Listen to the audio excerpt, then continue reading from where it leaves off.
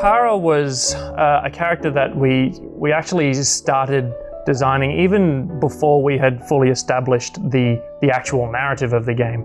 The story sets up with her, basically with her family on a bunch of their boats, going through this storm, and effectively she gets separated on her ship from the rest of the family in the storm and ends up crashing her boat and waking up on the island. And she's basically stuck within these storms where the islands are, and she needs to find her way out of it.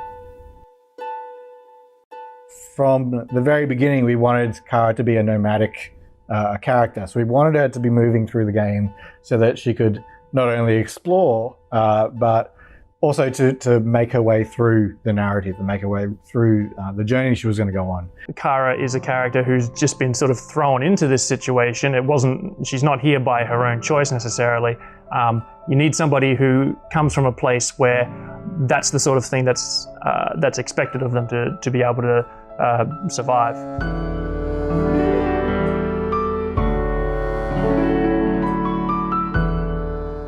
You know, she's not a superhero in any way, shape or form, so she's not going in and you know, taking out 15 animals in one go.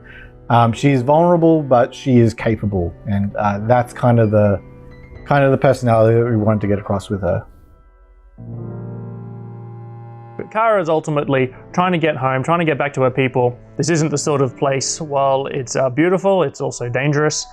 It's not the sort of place where you want to be by yourself any longer than you need to. And while along the way it feels like she's potentially being hampered by the world, by the wind, by the storm that's trapping her there, along the way of trying to achieve that goal of getting home, she sort of uncovers a little bit of context and reasoning for why the things are the way they are.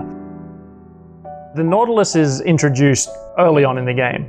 Right there in the intro, it's partly responsible for why Kara is in this situation that she is. The idea of having this big creature that played some part in the story and how you got through the world was something that was there right from the very beginning. Framing it as an antagonist and sort of developing it over time so that hopefully you'll sort of get a clearer idea, find out what its intentions really are, how it's actually been interacting with Kara behind the scenes the whole way. The Nautilus, she finds out more about it as she plays through the game, and more about the world that she's in and the nature of the storms and everything around her. It's hard to say too much without getting too spoilery.